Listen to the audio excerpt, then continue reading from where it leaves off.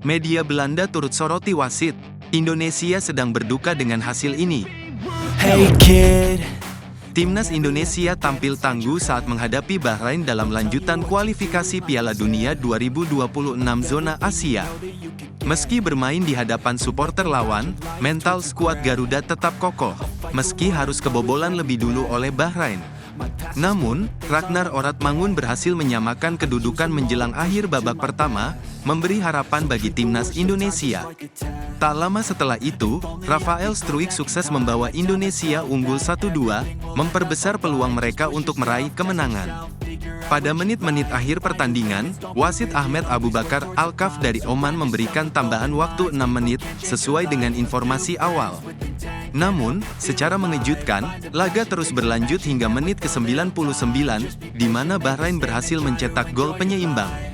Keputusan ini memicu protes dari pemain Indonesia, yang merasa tidak ada alasan khusus bagi wasit untuk menambah waktu hingga 3 menit lebih lama dari yang dijadwalkan. Ketegangan pun sempat terjadi di lapangan karena keputusan tersebut dianggap merugikan Indonesia. Media Belanda, Voetbal International, turut menyoroti insiden ini, menyoroti tambahan waktu misterius yang merugikan timnas Indonesia. Keputusan wasit dinilai aneh karena sebenarnya tidak ada insiden yang mengharuskan waktu tambahan lebih lama. Laporan tersebut menegaskan bahwa fisik pemain yang kelelahan ditambah keputusan yang kontroversial membuat emosi para pemain meningkat. Meskipun pertandingan sempat berjalan sesuai rencana, tambahan waktu yang tak terduga ini benar-benar menimbulkan pertanyaan besar. Hasil akhir 2-2 tentu menjadi pukulan telak bagi Indonesia, yang nyaris meraih 3 poin penuh. Gol penyama kedudukan dari pemain Bahrain, Marhon, di detik-detik akhir membuat mimpi kemenangan Indonesia pupus. Laporan tersebut menutup dengan pernyataan bahwa gol di menit ke-99 menjadi akhir tragis bagi Indonesia, yang sebelumnya berada di ambang kemenangan, hanya untuk berakhir dengan hasil imbang yang mengecewakan.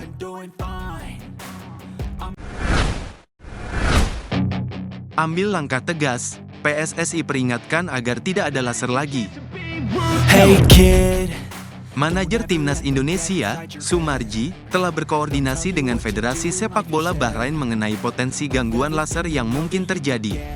Tim Garuda berharap insiden tersebut tidak mengganggu jalannya pertandingan saat mereka bertanding melawan Bahrain. Pertandingan ini merupakan bagian dari matchday ketiga ronde 3 kualifikasi Piala Dunia 2026 yang akan digelar di Bahrain National Stadium pada Kamis, tanggal 10 Oktober tahun 2024. Salah satu kekhawatiran timnas Indonesia adalah serangan laser yang sebelumnya terjadi saat Bahrain menjamu Jepang. Dalam pertandingan tersebut, pendukung tuan rumah sempat mengarahkan sinar laser ke wajah pemain Jepang, Ayase Ueda, saat ia hendak mengambil tendangan penalti. Hal ini menimbulkan kekhawatiran serupa bagi para pemain Indonesia yang akan berlaga di Bahrain. Sumarji menjelaskan bahwa FA Bahrain cukup responsif terhadap masalah ini.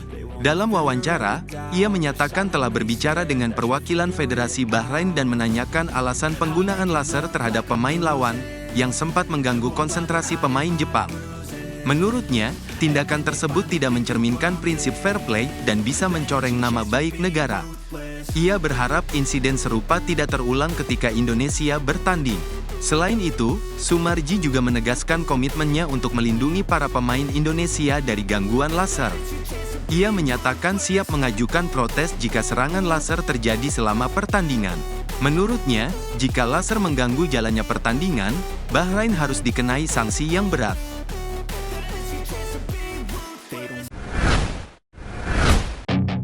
Bukan timnas Saudi Arabia, media Jepang sebut Indonesia bakal jadi ancaman bagi Jepang. Timnas Indonesia kini menjadi ancaman serius bagi Jepang di grup C putaran ketiga kualifikasi Piala Dunia 2026 zona Asia. Pandangan ini muncul dari media lokal Jepang, Football Channel. Dalam grup tersebut, Indonesia dan Jepang berada bersama dengan tim kuat lain seperti Arab Saudi, Australia, Bahrain, dan China.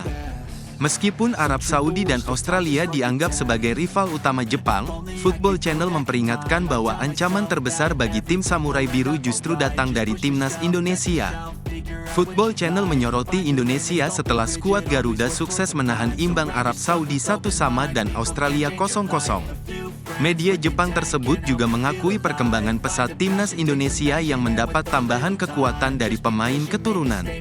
Pertandingan antara Indonesia dan Jepang dijadwalkan berlangsung pada tanggal 15 November tahun 2024 dan tanggal 10 Juni tahun 2025, dengan Indonesia menjadi tuan rumah terlebih dahulu dalam pertemuan pertama. Saat ini, timnas Indonesia tengah fokus mempersiapkan diri untuk menghadapi laga melawan Bahrain. Setelah pertandingan tersebut, timnas Indonesia akan bertolak ke China untuk menjalani laga keempat dalam fase grup. Keberhasilan menahan tim-tim besar di grup ini menjadi alasan utama media Jepang mewaspadai timnas Indonesia sebagai ancaman serius. Sementara itu, Jepang juga tengah mempersiapkan diri untuk pertandingan melawan Arab Saudi dan Australia. Tim Samurai Biru akan bertandang ke Arab Saudi pada tanggal 11 Oktober sebelum menjamu Australia di kandang pada tanggal 15 Oktober tahun 2024. Di tengah persaingan ketat ini, performa Indonesia terus mendapat perhatian karena dapat menjadi penentu di grup C. Perjuangan PAES demi bela timnas Indonesia, tempuh perjalanan 19 jam dari Amerika. Perjuangan kiper timnas Indonesia, Maarten Paes, untuk tiba di Bahrain menjadi sorotan. Setelah menyelesaikan laga antara Portland Timber dan FC Dallas di lanjutan Major League Soccer 2024 pada Senin pagi WIB, Paes langsung terbang ke Bahrain.